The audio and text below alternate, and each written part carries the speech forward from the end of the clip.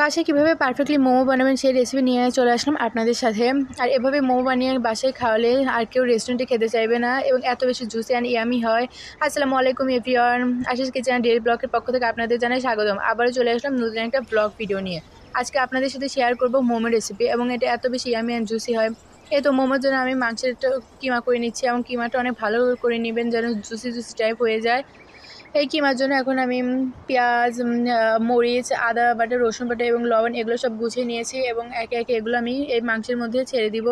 দেখছেন এই কিমাটি কত সুন্দর হয়েছে, একদম স্মুথলি হয়েছে। এরপর আমি এর মধ্যে দিয়ে দিচ্ছি পেঁয়াজ, রসুন বাটা, আদা বাটা, লবণ, মরিচ এগুলো দিয়ে ভালোভাবে মেখে নিব। মাখানো হয়ে এলে আমি এর মধ্যে দিয়ে দিব 1 চামচ সয়া সস। যেহেতু আমি অল্প নিয়েছি তার জন্য এখানে আমার 1 চা চামচ সয়া সসে হয়ে গিয়েছে। আর আপনাদের এই পুরের উপর এটা নির্ভর করে কতটুকু নেবেন। যেহেতু আমি অল্প নিয়েছি তার জন্য অল্প, আর আপনারা যত বেশি নেবেন তার উপর ডিপেন্ড করে সয়া সসটা দিয়ে দেবেন। আর সয়া সসটা দিলে এটা ফ্লেভারটা অনেক বেশি মজা হয়। এই তো আমি সয়া সসটা দিয়ে একটু আবার ভালোভাবে মেখে নিলাম। যেহেতু আমি ডোটা আগে বানিয়ে রেখেছিলাম তাই ভিডিওতে আপনারা ডো রেসিপিটা দেখতে পারবেন না এবং ডোটা এত বেশি পারফেক্ট হয়েছিল না। আর আপনারা যদি কেউ ডোটা ভালোভাবে না পারেন তাহলে অবশ্যই কমেন্ট বক্সে জানিয়ে দেবেন। আবার আপনাদের অন্য কোনো ভিডিওতে ডোটা বানিয়ে দেখাবো কীভাবে আমি এত পারফেক্টলি ডো বাসায় বানিয়ে নিলাম।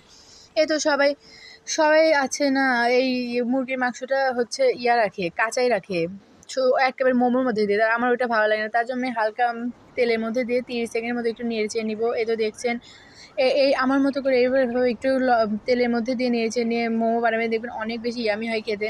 আমার কাছে কাঁচা মাংসটা খেতে ওইরকম ভালো লাগে না, তার জন্য আমি একটু তেলের মধ্যে দিয়ে নেড়ে চেয়ে নিব। মোমোর ভিতরে পুরটা হয়ে এলে আমি চলে যাব মোমো বানানোতে। যেহেতু আমি আগেই ডোটা বানিয়ে রেখেছিলাম, বলেছিলাম যে তার জন্য আমার আর ওই ডো রেসিপিটা দেওয়া হলো না। তারপর এই যে আমি ডো রেসিপিটা দেওয়া হলো না, আমি দিয়ে দিলাম।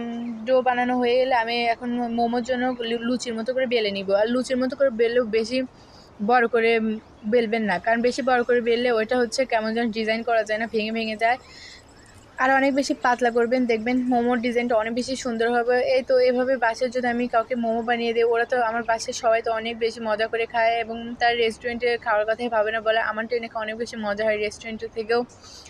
এইভাবে একবার মোমো বানিয়ে নেবেন, দেখবেন অনেক বেশি মজা হবে এবং সবাই অনেক প্রশংসা করবে। এই তো এই ডোটা থেকে আমি যে লুচির মতো বেলে নিলাম, দেখছেন।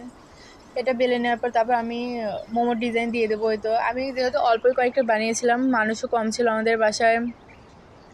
এখন আমি এটা সিদ্ধর জন্য মানে ভাপে সিদ্ধ করব, তো তার জন্য আমি আগে পানি গরম করে রেখেছিলাম। রেখে এর মধ্যে আবার যখন বলক উঠে গিয়েছিলো তখন আমি মোমোগুলো দিয়ে দিয়েছিলাম। দেখুন 15 মিনিটের মতো রাখলে আমার মোমোটা হয়ে যাবে। আর মোমোটা অনেক বেশি জুচি আর ইয়ামি হয়েছিল। এভাবে আপনার যদি কাউকে একবার বানিয়ে খান, সে অবশ্যই আপনার প্রশংসা করবে। সো দেখুন কি সুন্দর হয়েছে।